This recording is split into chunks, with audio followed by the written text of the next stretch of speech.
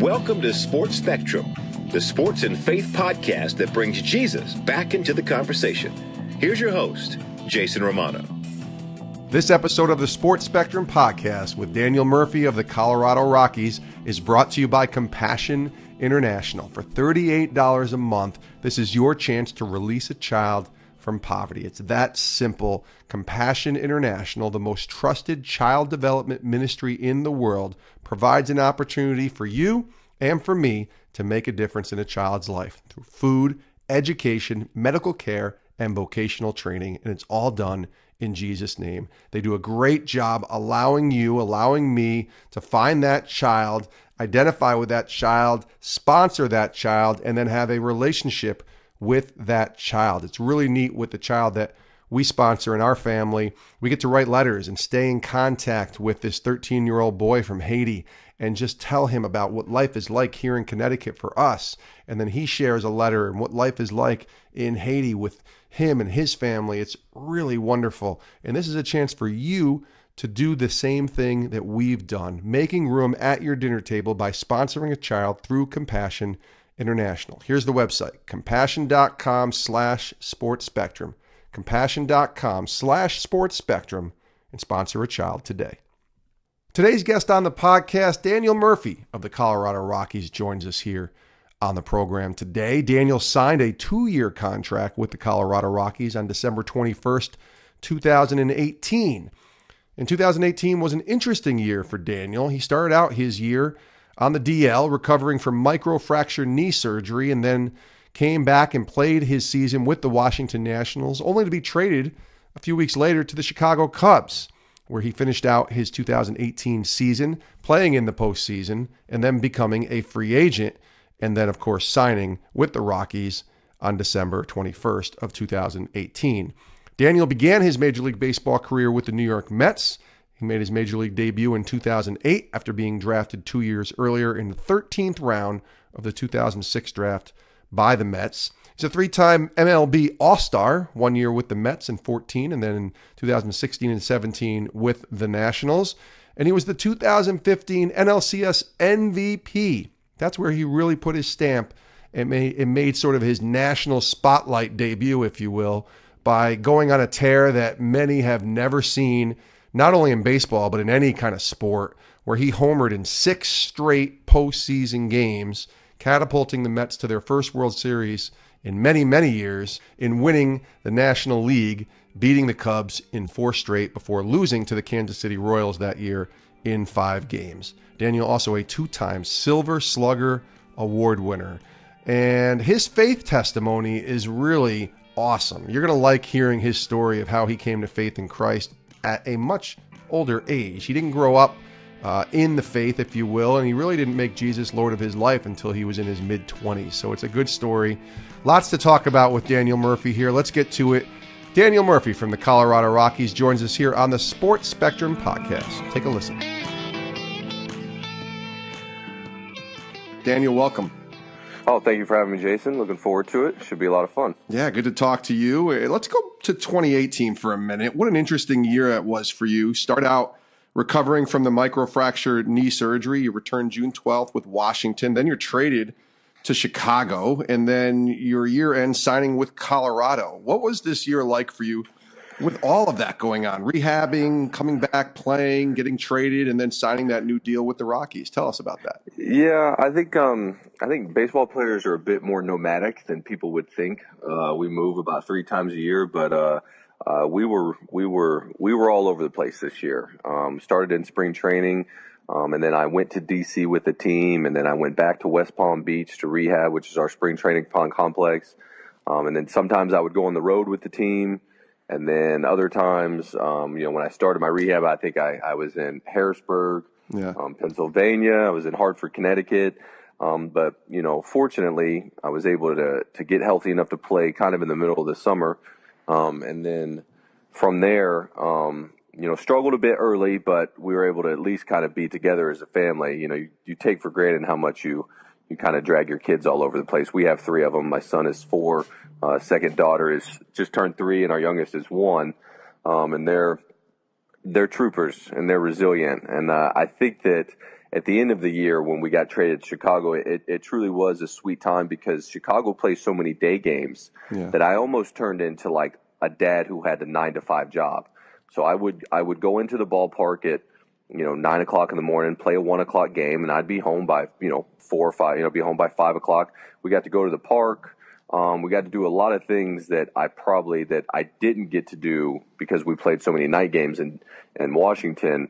That my wife and I look back on that 6 or 7 weeks there in Chicago, and it was a really sweet time for our family. Especially I thought it was a sweet time for our children. After I dragged them all over the country basically for about 4 months.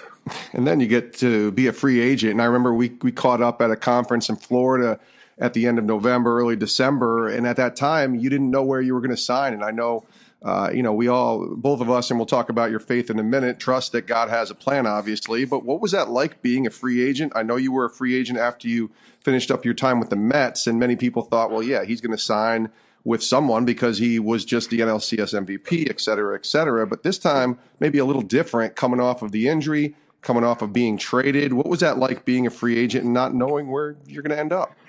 I think, it's funny you mentioned my wife and I, we talked about it leading into this free agency, this unknown, a bit, uncertainty of the future. And like you said, we trust that Jesus has us. We just may not live out that trust the greatest. Sure.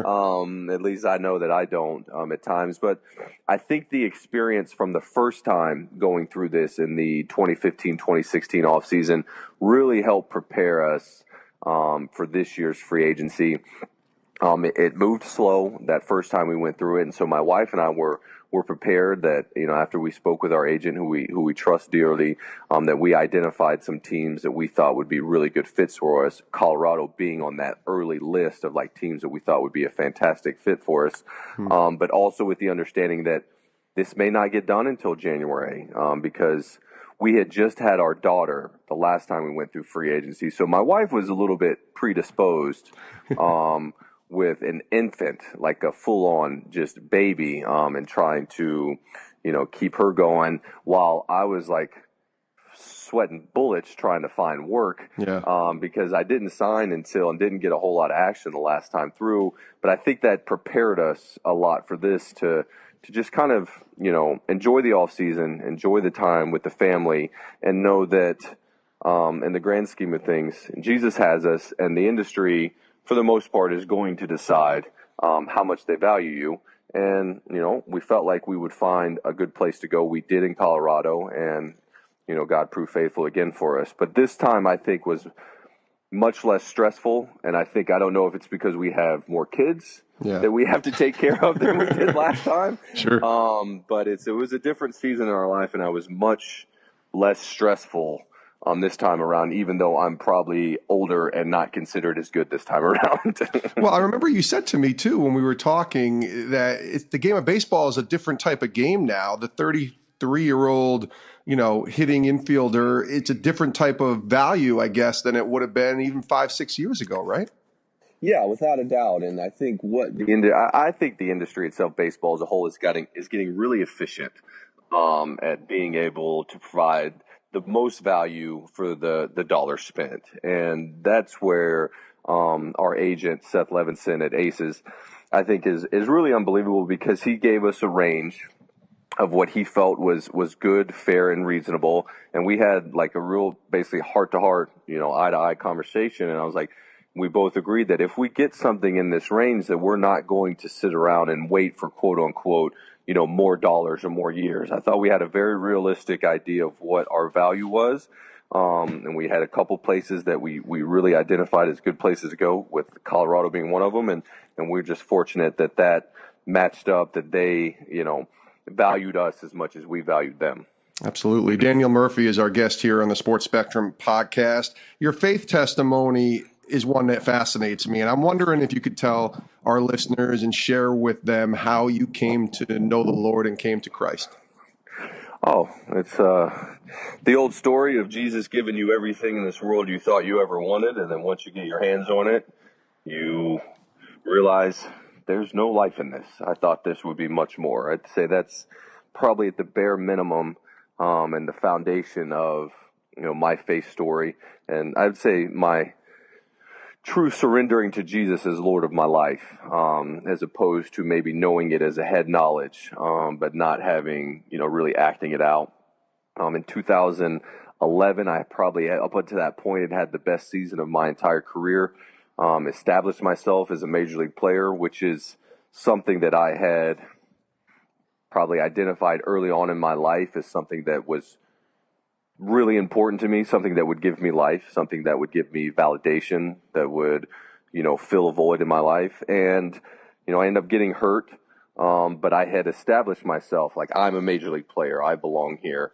And, got to that kind of off season, even in the off season started early, and, just had some real personal things happen in my life that off season that just really slapped me in the face and just revealed to me that no matter how much notoriety or how much money or how much recognition that you think you have, it's not going to give you the life that I can give you. And I being Jesus. And so, I surrendered my life to Jesus I think it was somewhere like October, of 2011.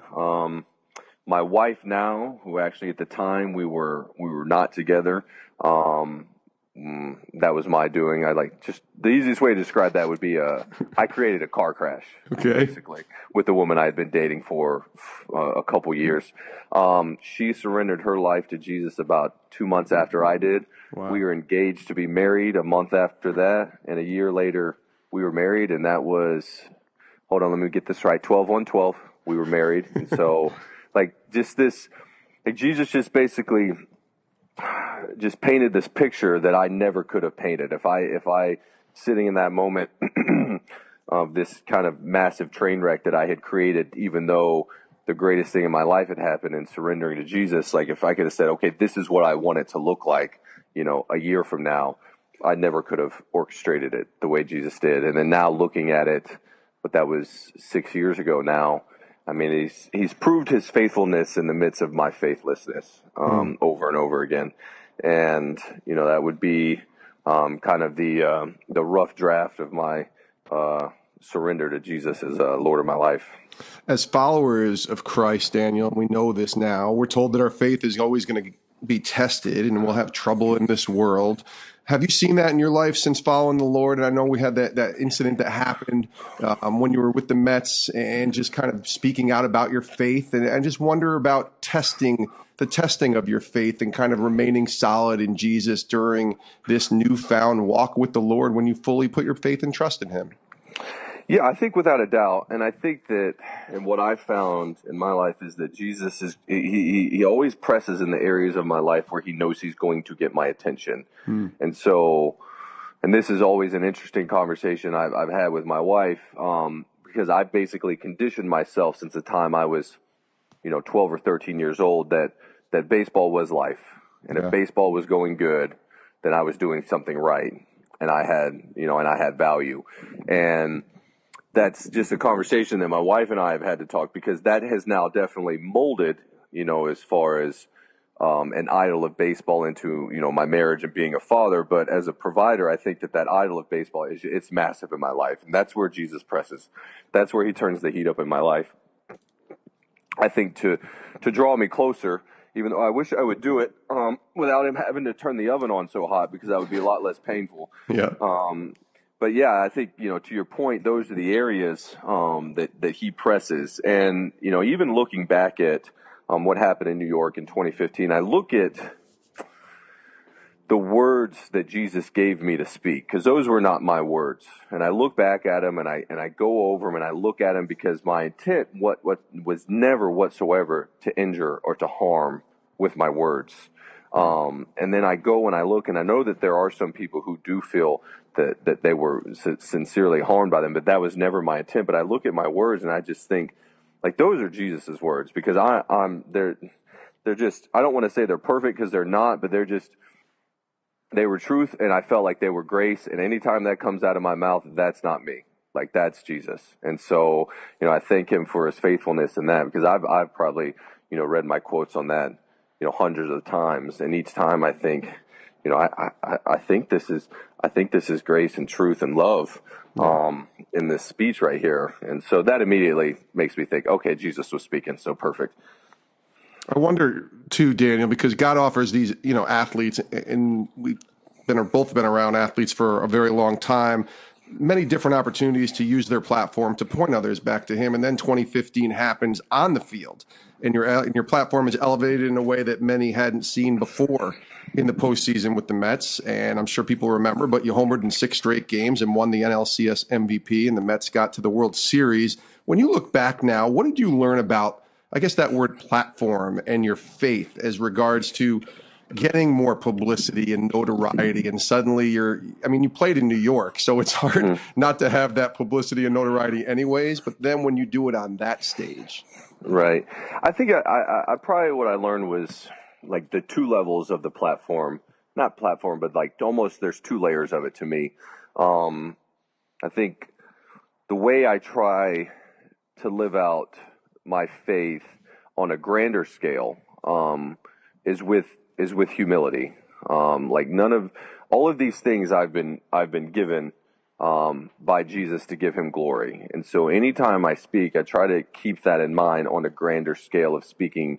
I wouldn't say to the masses, but just on that, I would say that, what's that word? That overhead kind of platform, that either, local platform, state platform, national platform, that, this is not about me. And I try to really be very cognizant of the fact that I'm just one piece in a puzzle that is helping us get to a common goal. And anything that may positive happen, there has been a number of more positive things that happen on the way to getting to whatever it is I may have done that day. And that would be my teammates.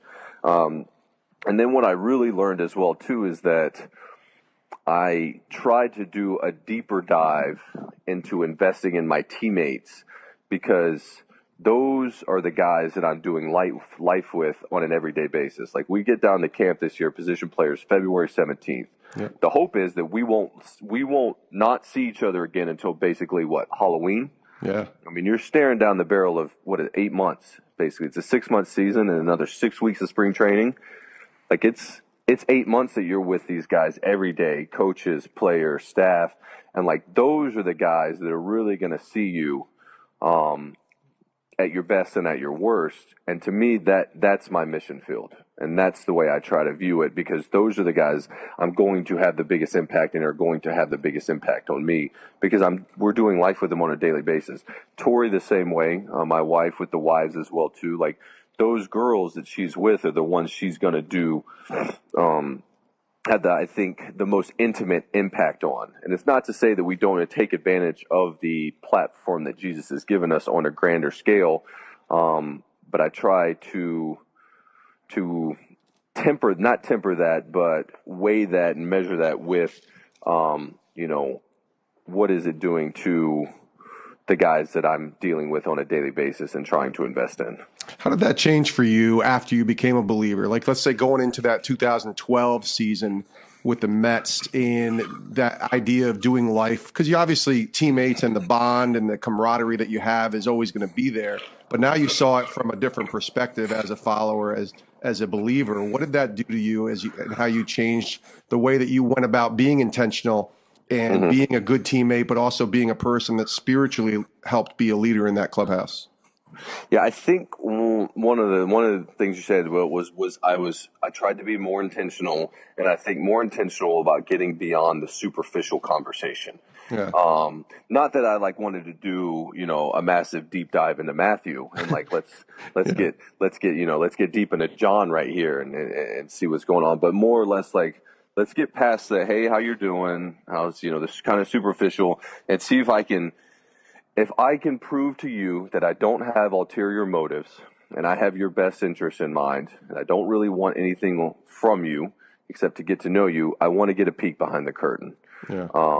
And I found in my life that the guys, when we come to chapel, they're much more willing to give you a peek behind the curtain, because those of us who have tasted the grace of Jesus understand just how jacked up we are.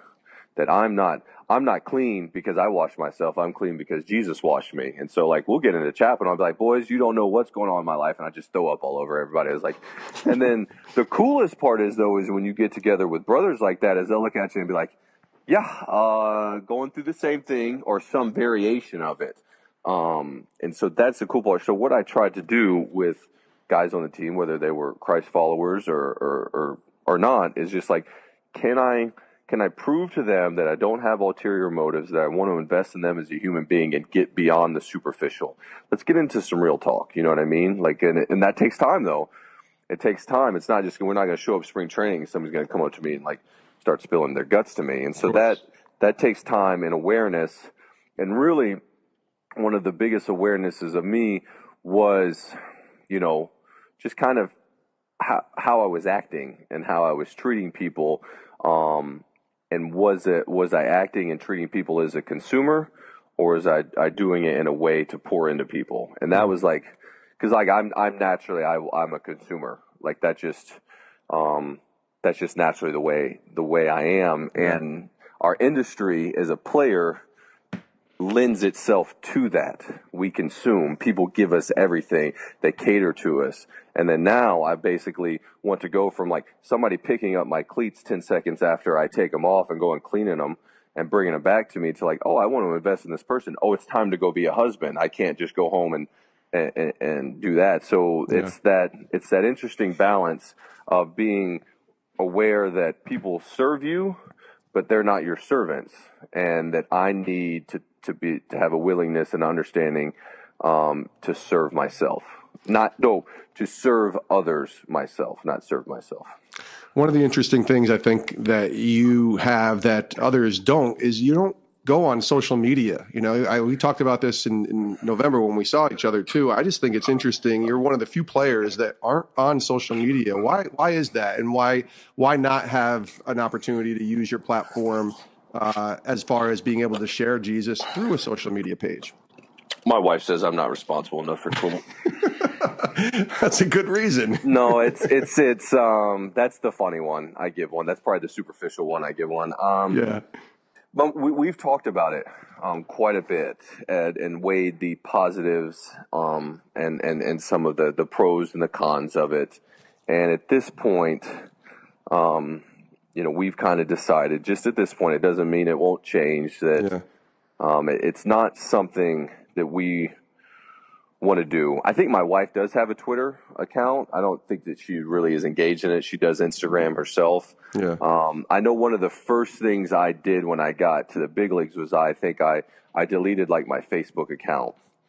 And there is a level of freedom I have when I hear other people talk about like how much time they spend on Facebook and stuff like that. And I'm like, well, I like chopped that arm off the day I got called up to the big leagues. So I haven't really had that as something to take up my time. Yeah. And, there is a sense of it too, as well, that with some of the probably things not outside of baseball, but I don't necessarily say attacks, but the things that the light that's been shined on my family, I think, with some of the choices that I've made, I think like in 2015, that I wasn't super,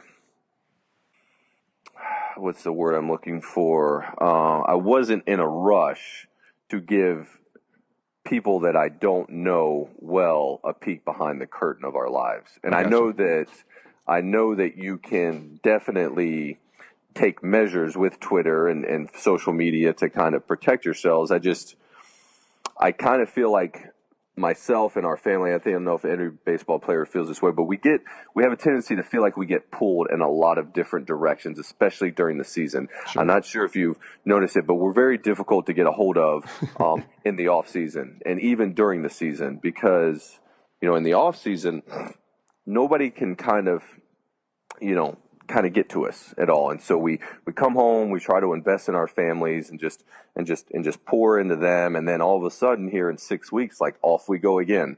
Yeah. And it's just that little bit of stretching you get from individuals. And it's nothing that's malicious in nature. It's just, things like, what is it, like somebody will, a friend will come in town and it's like, hey, I'd love to get together and get dinner for you. And my wife will look at me and she'd be like, yeah, me too. I'd love to go out to eat with him too. And so you kind of just this little stretching. And so I decided at this point that I didn't want to give people more access via social media. Makes sense. Daniel Murphy's been our guest here on the Sports Spectrum podcast. Last question, Daniel, and I do appreciate your time and coming on the podcast. I always ask this to all of our guests. So I'm curious with you in the season of life that you're in and everything that God has done through you, and now being with Colorado and getting ready to go start your year with the Rockies. What are you learning from the Lord right now during this time of life? What has God been teaching you? Wow. Wish you would have asked me that before so I could have thought about it. You just on the shoot like we haven't spoken to each other in the last week or so. Wow. I would say as I look and my wife and I talk about it, we are closer to the end of our careers than we are the beginning as far as baseball goes in this industry, as far as our playing career. I don't think I'm not breaking any news to say that a 33-year-old is closer to the end of his career than he is the beginning. Right. I think one of the things that we have tried to do is kind of live in the moment a little bit more, which would probably be a lot easier if I would take this phone and chuck in the pool every night when I come home. But I think living in the moment, and we've really been able to reflect on some of the relationships that we've built. So like I had a chance, I talked to David Wright, every couple of weeks or so, and I think it looks like his career is over. But I think back to that relationship that I was able to build with him because of the humility that Jesus, gave me, and just the intentionality of reaching and trying to reach out to David. And so I think it's been more moving forward from a baseball perspective, like what kind of relationships can we build? What kind of people can we pour into? What can we do to help maybe a younger player, a younger couple, a younger family who's just had a child that's trying to navigate this industry? Not that we have all the answers. We've got more mistakes than we do answers. That's why we've got some of them to try to help someone navigate it. So that's one thing that I think has been revealed that as my wife and I have talked moving forward, as you look up and you think, I'll be 34 this year. And it's like, I don't know how much longer we're going to do this. We should enjoy it while we're doing it. And who are we impacting while we're doing it with the time that we have left? Daniel Murphy's been our guest here on the Sports Spectrum podcast. Daniel, really appreciate you coming on. And I know you'll be busy, but hopefully we can stay in touch a little bit during the season, and certainly wish you nothing but the best for a great 2019. Thanks for being on the show. Oh, thank you so much for having me. I really appreciate it. And many thanks to Daniel Murphy of the Colorado Rockies for joining us here on the Sports Spectrum podcast. You can reach us on social media. Ironically, Daniel's not on social media, but we are. You can find us on Twitter, Instagram, and Facebook at sports_spectrum and reach us there. Give us any ideas you have for guests and send us any thoughts you have on this episode. Maybe share this episode on your social media pages. You can also reach me directly via email, jason@sportspectrum.com, jason@sportspectrum.com. And of course, follow us over on our YouTube channel where all of our podcasts are found, including videos and first-person athlete stories over at YouTube, or you can go and find it all over at sportspectrum.com. That's our website, sportspectrum.com, the intersection of sports and faith as we live by John 3:30. He must increase, we must decrease, the increase in Christ.